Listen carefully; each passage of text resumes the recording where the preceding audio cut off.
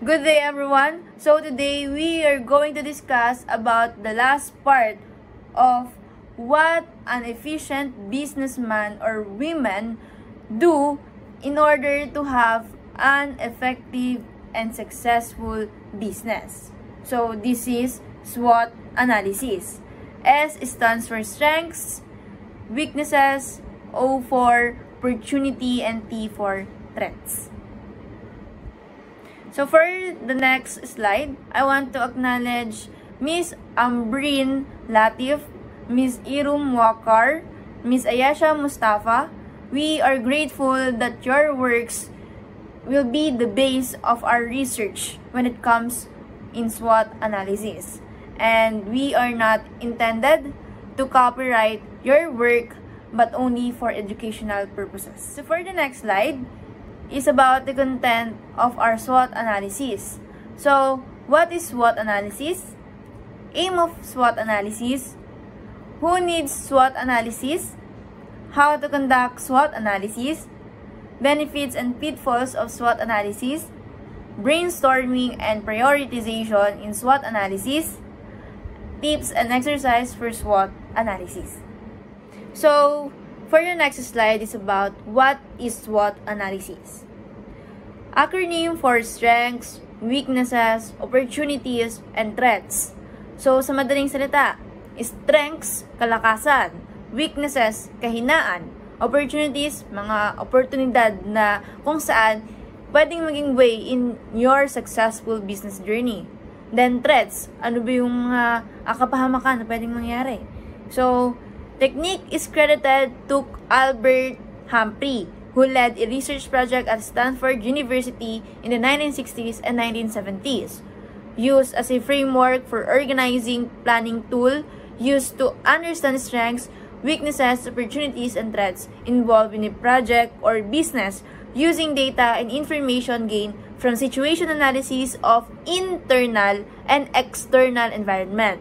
So, sa Tagalog, sa madaling salita, yung SWOT analysis, ginagamit siya para makita yung positibo at negatibong mangyayari o nangyayari within your business and outside your business. So, bakit nga ba kailangan malaman yon? So, para malaman kung paano ba aayusin yung pamamalakad ng business nang sa gayon mapalakas and lalong mas maging successful yung business journey. So, next slide. So what is SWOT analysis? First, we have the letter S stands for the strengths. So strengths are the characteristics of the business or a team that give it an advantage over others in the industry.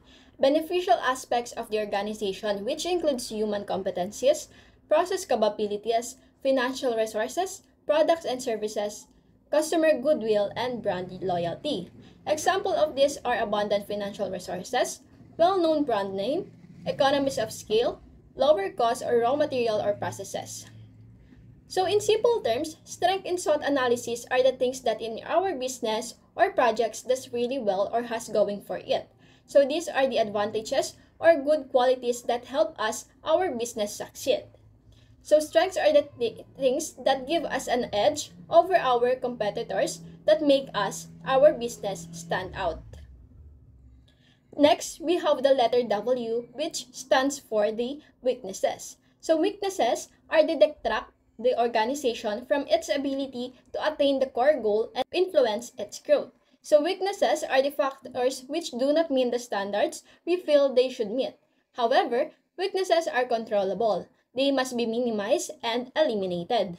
So example of this is or are weak spending on R&D, very narrow product line, limited distribution, higher cost, out-of-date products or technology, and weak market image. So in simple terms, weaknesses in a SWOT analysis are the areas where our business or project is not doing well or has room for improvement.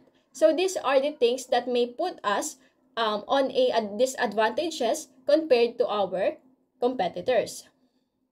So next we have the opportunities. So opportunities are the chances to make greater profits in the environment, external attractive factors that represent the reason for an organization to exist and develop. arise when an organization can take benefit of condition in its environment to plan and execute strategies that enable it to become more profitable. Example of this are rapid market growth, rival firms are complacent, changing customer need and taste, new uses for products discovered. So in simple terms, opportunities in a SWOT analysis are the chances or situations that our business or project can take advantage of to grow or improve. So these are external factors or trends that could help us our business to succeed if we act on them. And lastly, we have the letter T, which stand for threats. So what are the threats? So threats are the external elements in the environment that could cause trouble for the business. External factors beyond an organization's control, which could place the organization mission or operation at risk. Example for this are the entry of foreign competitors, introduction of new substitute products, product life cycle in decline, changing customer need or taste. So in simple terms, threats in a SWOT analysis are the external factors or situation that could harm our business and make it harder for us to succeed. So these are the things happening outside of our control that might cause problem or challenges. Next slide is the aim of SWOT analysis. Yung SWOT analysis daw ay isang paraan na ginagamit para suriin yung iba't ibang aspeto ng isang negosyo o proyekto. Layunin nito ay maipakita ng malinaw yung mga kalakasan, kahinaan, oportunidad at banta upang makatulong sa paggawa ng tamang desisyon. Narito yung mga pangunahing layunin ng SWOT analysis at meron din ditong isang halimbawa sa negosyo. First is to help decision makers share and compare ideas. Dito, nakakatulong ito para magbahagi at magkumpara ng mga ideya ng ang mga nasa loob ng negosyo. Kapag lahat ay nagbigay ng kani-kanilang pananaw, mas makikita kung ano nga ba yung dapat bigyang pansin at kung ano yung mga dapat iwasan. Next is to bring a clearer common purpose and understanding of factors for success. Dito naman, pinapalakas nito yung ugnayan ng team dahil napag-uusapan at naipapaliwanag ng mas malinaw yung mga importanteng aspeto para magtagumpay. Dito magkakaroon ng mas malinaw na layunin kung ano talaga yung dapat gawin para magtagumpay ang isang negosyo.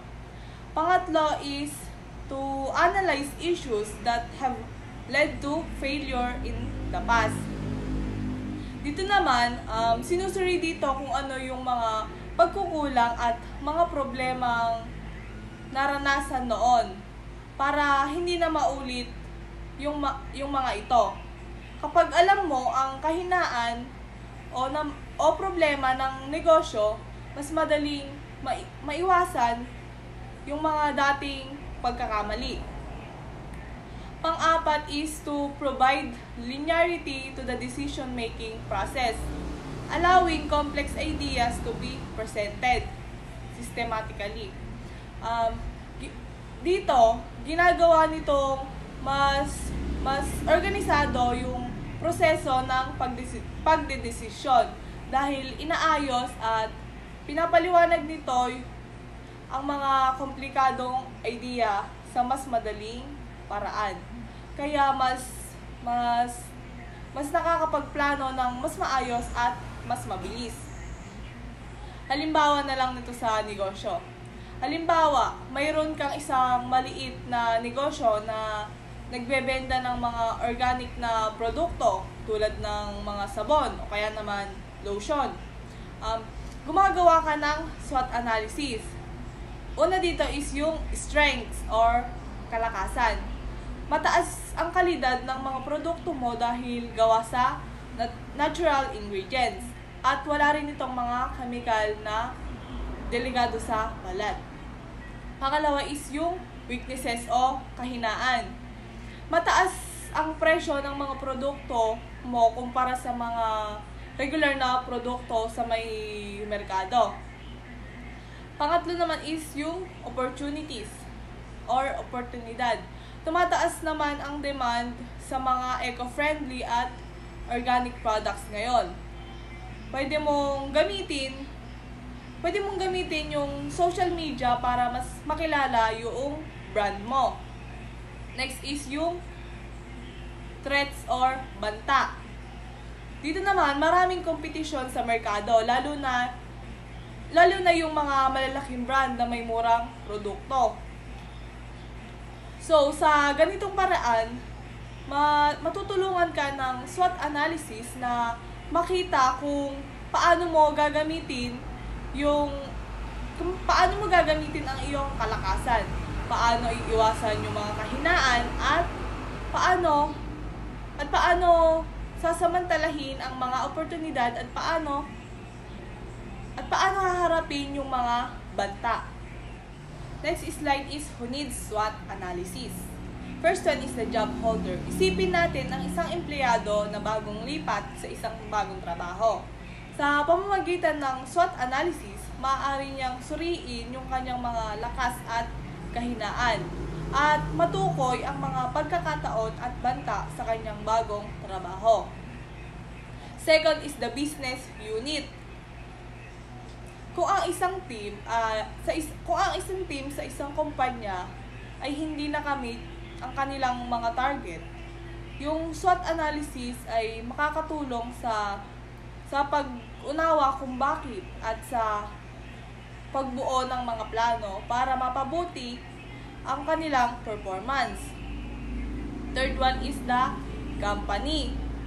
Kapag yung isang kumpanya naman ay naglulunsad ng isang bagong negosyo, yung SWOT analysis naman ay makakatulong sa pagtukoy ng mga lakas at kahinaan ng kumpanya kumpara sa mga kakumpetensya. Tignan natin ang diagram na ito. Ito ay nagpapakita ng iba't ibang sitwasyon kung saan kapaki-pakinabang ang paggamit ng SWOT analysis. Yung SWOT analysis ay isang tool na tumutulong sa atin na suriin yung mga lakas, kahinaan, pagkakataon at banta sa isang particular na sitwasyon. Halimbawa, sa paglulunsad ng bagong produkto. Bago ilunsad ang isang bagong produkto, mahalagang malaman yung mga lakas at kahinaan ng produkto kumpara sa mga kakumpetensya. Pangalawa is yung pagpaplano ng negosyo. Ang SWOT analysis ay makakatulong sa pagtukoy ng mga pagkakataon para sa paglago at pag-iwas sa mga banta. Pangatlo is yung paggawa ng desisyon. Kapag kailangan natin gumawa ng desisyon, ang SWOT analysis ay makakatulong sa pagtimbang ng mga positibo at saka mga negatibong epekto ng bawat opsyon. Next is yung pagpaplano ng personal na pag-unlad. Maaari rin natin gamitin yung SWOT analysis upang matukoy yung ating mga lakas at kahinaan upang mapabuti ang ating mga kasanayan at karera. Sa madaling salita, yung SWOT analysis ay isang malakas na tool na maaaring gamitin sa iba't ibang sitwasyon upang mapabuti yung ating pagpaplano at paggawa ng desisyon. Next slide is to how to conduct SWOT analysis. Tignan natin tong diagram na ito. Itong tatlo na to is nagpapakita ng hakbang sa pagsasagawa ng SWOT analysis. Yung unang hakbang is yung analyze internal and external environment. Suriin yung panloob at panlabas na kapaligiran. Isipin natin ang isang bagong tindahan ng damit. Sa unang hakbang, susuriin natin yung kanilang panloob na kapaligiran.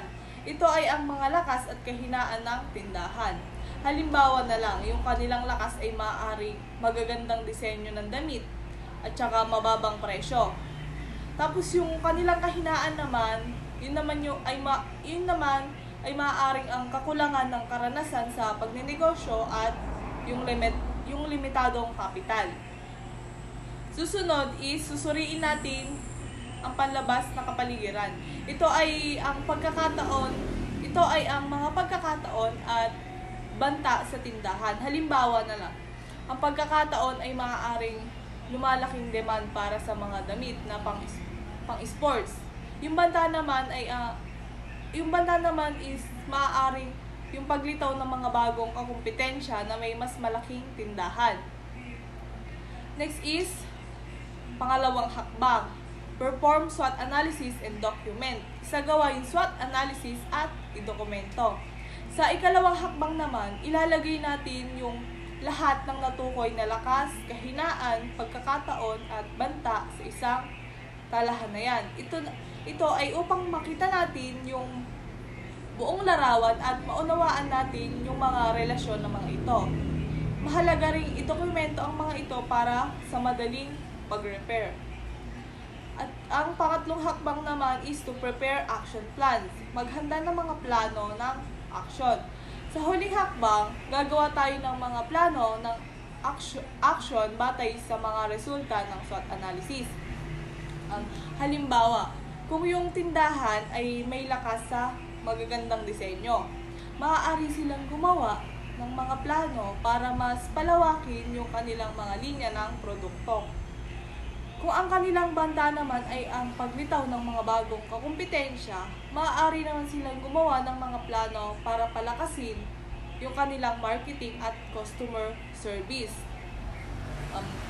Sa madaling salita, yung SWOT analysis ay isang mahalagang tool sa pagpaplano ng negosyo sa pamamagitan ng pag-unawa sa mga lakas, kahinaan, pagkakataon o banta.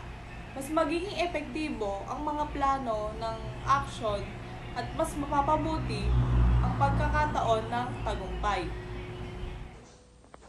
How to conduct SWOT analysis. We have here the key functions on how we can start by analyzing the internal and external environment. First, we have the internal analysis, strengths and weaknesses. When we say strengths, it means that it gives a certain organization an advantage over a competitor. For having like unique resources, strong brand reputation, expertise, financial health, and supply chains, and also by thinking like how does the organization will do well, and thinking things that your organization can do a lot better than the competitors. Weakness. This is the things that may hinder the organization, which includes limited sources, outdated technologies, poor customer service, weak brand presence. Those are the few things that can make your company better by answering questions like what improvements we need, maybe on products or things we use, and what can be the factors may cause us to fall in that way. You can already know what you'll do if napunta man yung company sa ganong scenario. Second is the external analysis. It is also composed of two strands, which is the opportunities and threats. It is simply like a cause and effect. Opportunities is if there are new things. For example, we do have social media nowadays. In that way, you can promote your product using only your phone and without hassle. Only time is needed. Threats especially are the key factors why competition increases, economic downturns, due to certain issues. For example, you have a competitor. So, dapat alam mo yung galaw ng kalaban na pwedeng maging threat sa business mo. Kailangan mo talaga mag-innovate. This system allows companies to drive their success because of those perspectives. This action plan serves as a bridge between strategic insights and practical execution. It involves identifying the most significant strengths, weaknesses, opportunities, and threats, then prioritizing them based on their potential impact on the organization. From there, clear objectives. Objectives are established to guide the company's efforts in leveraging strengths and opportunities while addressing weaknesses and mitigating threats. Each objective is broken down into specific actionable steps with responsibilities assigned to individuals or teams to ensure accountability. Time frames are also established to keep the process on track. Progress is regularly monitored and evaluated, allowing the organization to make adjustments as needed and ensure that it stays aligned with its strategic goals. By systematically addressing both internal and external factors, the organization is better equipped to respond to immediate challenges while also positioning itself to capitalize on future opportunities. This proactive approach not only improves the organization's current performance but also strengthens its long-term strategic position in a competitive environment.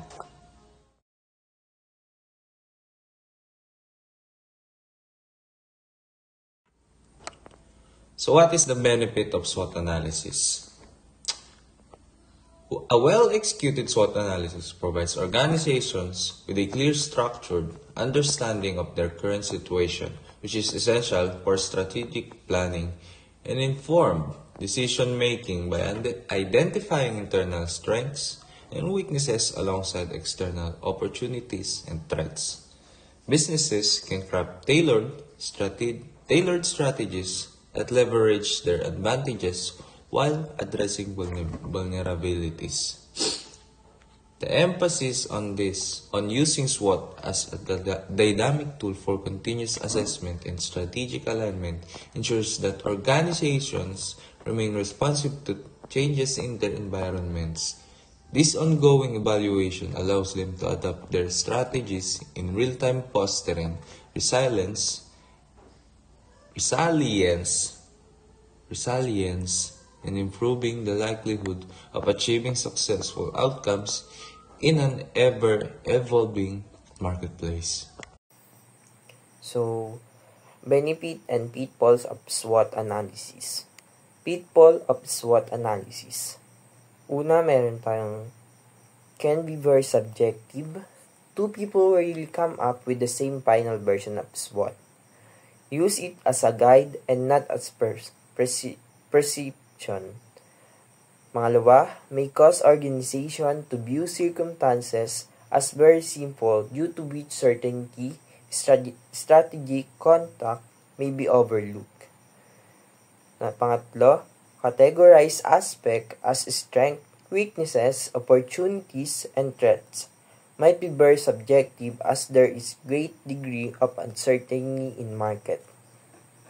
Pang-apat, to be effective, SWOT need to be conducted regularly. The pace of the change make it difficult to anticipate developments. Pang-lima, the data used in the analysis may be based on assumption that subsequently prove to be unfounded, good or bad. Pang-anim, it lack detailed structure to key element maybe get missed. So, dito, meron tayong brainstorming and prioritization in SWOT analysis. So, brainstorming to prioritization. Output from brainstorming exercise is prioritize. Ano nga ba yung mga tanong na pwede itanong sa mga nag-brainstorming? So, begin brainstorming by asking the following question. Una, what opportunities exist in our external environment? What are threats to the institution exist in our external environment? What are the strengths of our institution? What are the weaknesses of our institution?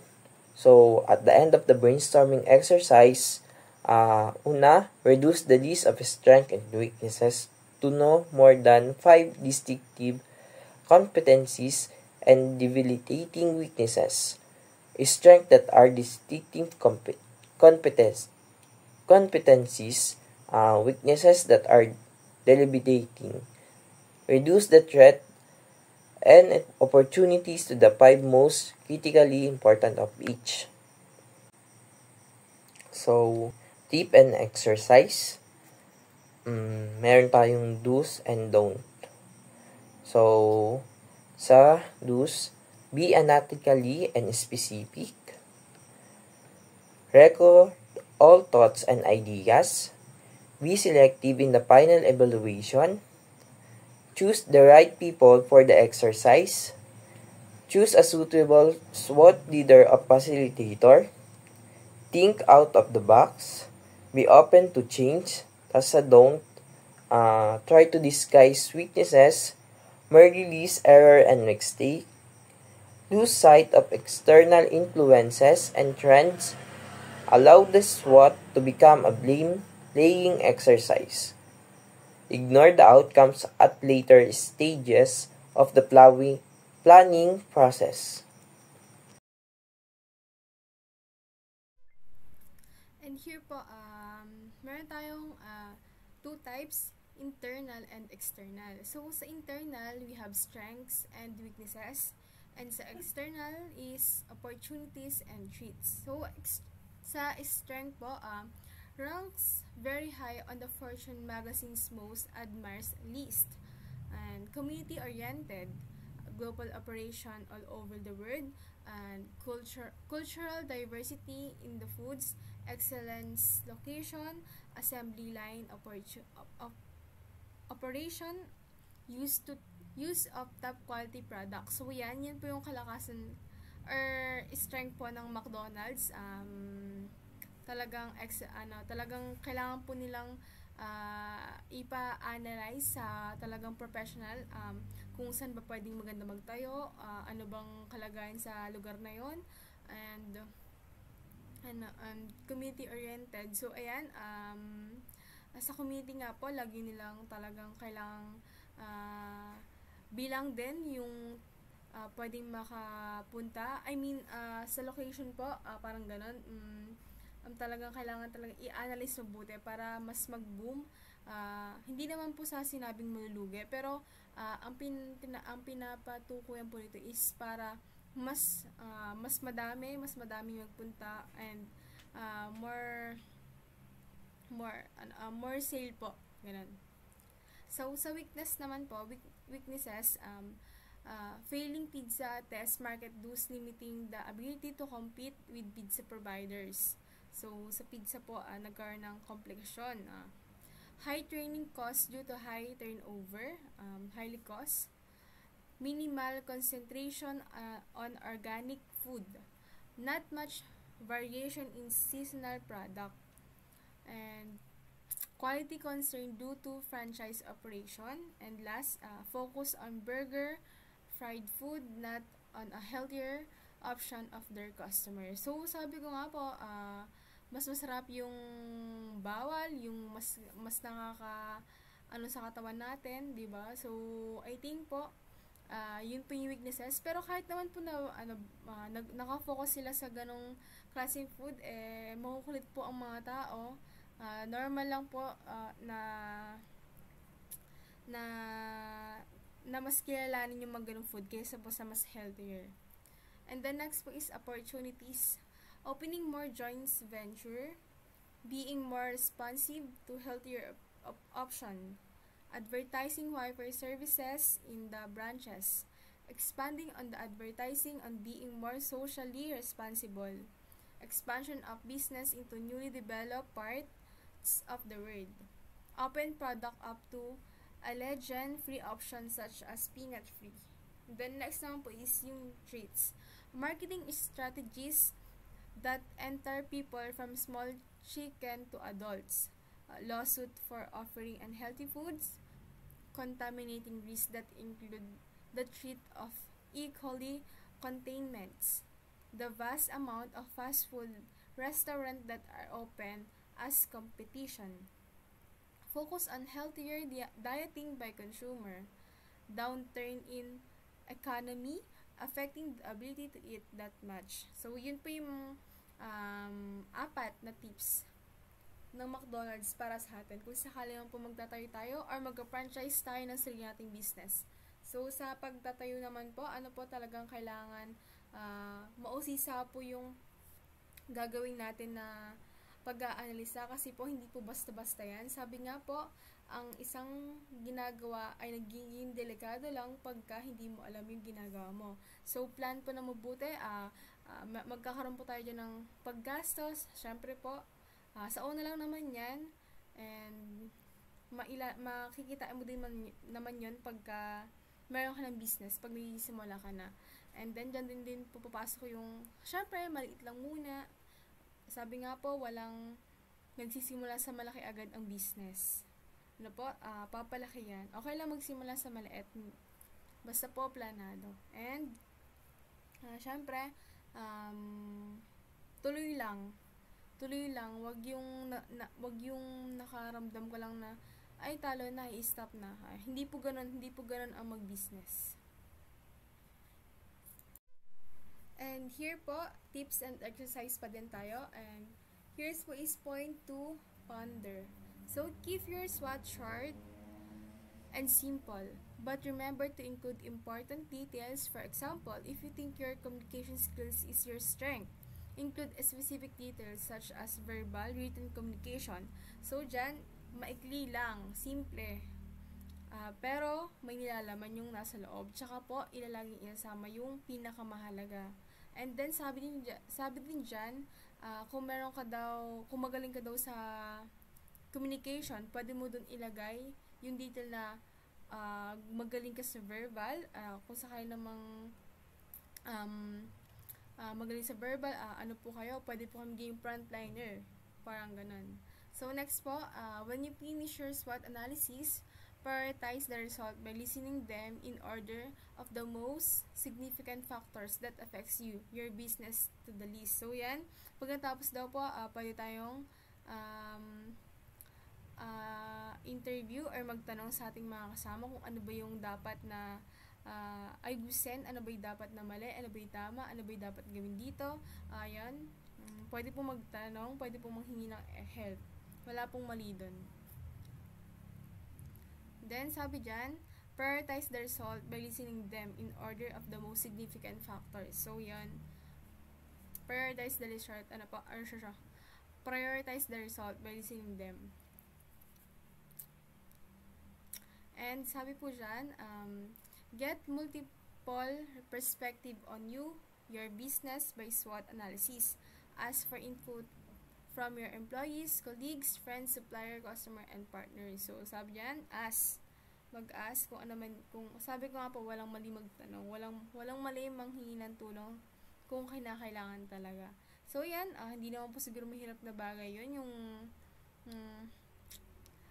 ask about input mo, ano po, lalo na sa friends, colleagues, family, supplier, customer, and partners. So, yan, okay lang po, walang problema dun. Mag-ask tayo mag-ask tayo kung mas ikakalago yun na ating business or mas ikakalawak. And then, last po is apply your SWOT analysis to a specific issue, such as goal you would like to achieve or a problem you need to solve. So, yan, apply po natin. Halimbawa, may target ka na this 2025, kahit kakapatayin mo lang this month ng Jollibee mo. So, sa February 2025, kailangan, yan dapat natin na yung business is napupuno na yung drive-thru. Mga ganon. And, kung sakali man yung expand yung lupa, kung ano man yan, lupa man yan, binili mo, ano man klaseng business yan, sa bukid man, by 2025 ng April, kailangan yung kabilang lupa, kailangan sa'yo na din, diba? Nag-expand. And kung may problema man, halimbawa, yung binili mong lupa na bukidin or something, ano man yan, is kulang sa patubig or wala kang source of water, kailangan mo solusyonan. So, dapat by next na tanim mo, kailangan meron ka ng sariling tubigan, meron ka ng sariling generator, meron ka ng sariling balon na pinagawa. Yung mga ganun pong bagay. Then, you can then conduct separate SWOT analysis or on individual issues and combine them. So, pwede mong paghiwalayin yung dalawang bagay na kailangan mong i-work. Pwede mong paghiwalayin ng SWOT analysis yon and combine mo sila pag naayos na. And, yun lang po ang aming report for SWOT analysis.